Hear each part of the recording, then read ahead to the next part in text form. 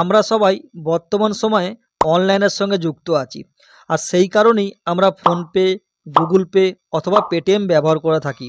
তো আপনি যদি এই তিনটে অ্যাপসকে ব্যবহার করে থাকেন, তাহলে এই সেটিংটা অতি অবশ্যই আমরা জেনে রাখা দরকার, তাহলে ভবিষ্যতে কাজে লাগবে। তো সেটিংটা কি, এটা জানতে হলে ভিডিওটা পুরোটাই দেখতে হবে আর প্রসেসটা সেভ করে রাখবেন। আর আপনি যদি আমার চ্যানেলে নতুন হয়ে থাকেন, তাহলে লাইক, শেয়ার ও সাবস্ক্রাইব করতে ভুলবেন না। তো চলুন ভিডিওটাকে শুরু করা যাক। তো আমি এখান থেকে আপনাদেরকে ফোনপের মাধ্যমে দেখিয়ে দিচ্ছি। আপনি এটা গুগল পে, পেটিএম অথবা ফোনপে যেটাই ব্যবহার করুন না কেন, সেম প্রসেসে করে নেবেন। তো বন্ধুরা, এখানে দেখতে পাচ্ছেন ফোনপে শো করছে।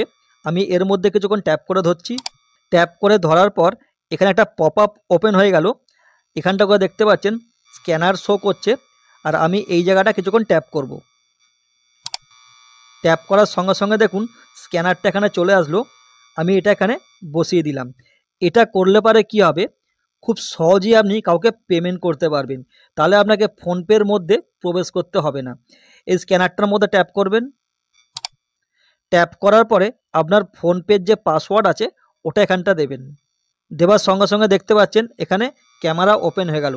তো আপনাকে ফোনপের মধ্যে প্রবেশ না করেই আপনি বাইরে থেকে সবাইকে পেমেন্ট করতে পারবেন, আর এতে আপনার অনেকটা সময় বেঁচে যাবে। তো সেটিংটা যদি আপনার একটু কাজে লেগে থাকে, একটা লাইক শেয়ার করতে ভুলবেন না। আর এই ভিডিওটা আমরা বন্ধুবান্ধবের কাছে আরও বেশি বেশি করে শেয়ার করে দিন, তাহলে তারাও এটা শিখে নিতে পারবে।